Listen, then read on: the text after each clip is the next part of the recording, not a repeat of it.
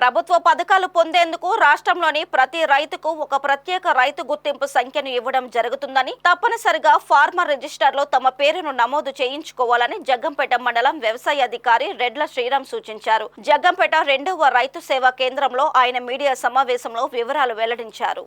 ఈ సందర్భంగా ఏవో మాట్లాడుతూ వ్యవసాయ సేవలను సులభతరం చేసి రైతులకు అందుబాటులోకి తీసుకురావడం ఈ ప్రాజెక్టు ముఖ్య ఉద్దేశమన్నారు. వీటిని మండలంలోని అన్ని రైతు సేవా కేంద్రాల్లో రైతు గుర్తింపు సంఖ్యను నమోదు చేస్తారని, రైతులు వారి ఆధార్ నెంబర్, ఆధార్కు అనుసంధానమై ఉన్న ఫోన్ నెంబర్, పట్టాదారు పాస్ పుస్తకం తీసుకొని రైతు సేవా కేంద్రాలకు వెళ్లాలన్నారు. రైతుల ఎదుటనే సిబ్బంది నమోదు చేస్తారని, రైతుల ఫోన్ కి వచ్చే ఓటీపీ చెబితే నమోదు పూర్తవుతుందని వివరించారు. గ్రామంలో లేని రైతులు వారి గ్రామ రైతు సేవా కేంద్రం సిబ్బందిని ఫోన్లో సంప్రదించి తమ వివరాలు నమోదు చేసుకోవచ్చన్నారు. ప్రతి రైతు వెంటనే తమ వివరాలను నమోదు చేసుకోవాలని ఆయన సూచించారు.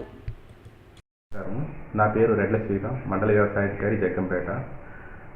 ముఖ్యంగా ఏంటంటే ఫార్మర్ రిజిస్ట్రేషన్ అనేది ఏంటంటే సెంట్రల్ గవర్నమెంట్ స్కీమ్ అండి. దీంట్లో భాగంగా ఏంటంటే ప్రతి రైతు కూడా ఒక మనకు ఆధార్ లాగే ప్రతి రైతుకి కూడా ఒక సంఖ్యనే 21 నెంబర్స్ సంఖ్యనే జనరేట్ అవుతుంది. దీనివల్ల ఏంటంటే ప్రభుత్వ పథకాలన్నీ కూడా ఈ ఫార్మర్ ఐడి బట్టే మనకి అందరి రైతులకి వర్తిస్తాయి.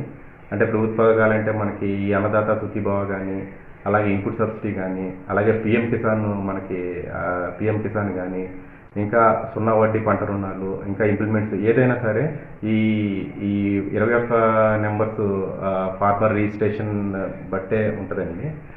దీనికి ఏంటంటే ప్రతి రైతు కూడా మీ సమీప రైతు సేవా కేంద్రంకి వెళ్ళి మీ యొక్క పాస్బుక్ అలాగే ఆధార్ కార్డు పట్టుకెళ్ళి నమోదు చేయవలసిందిగా కోరడం జరుగుతుందండి.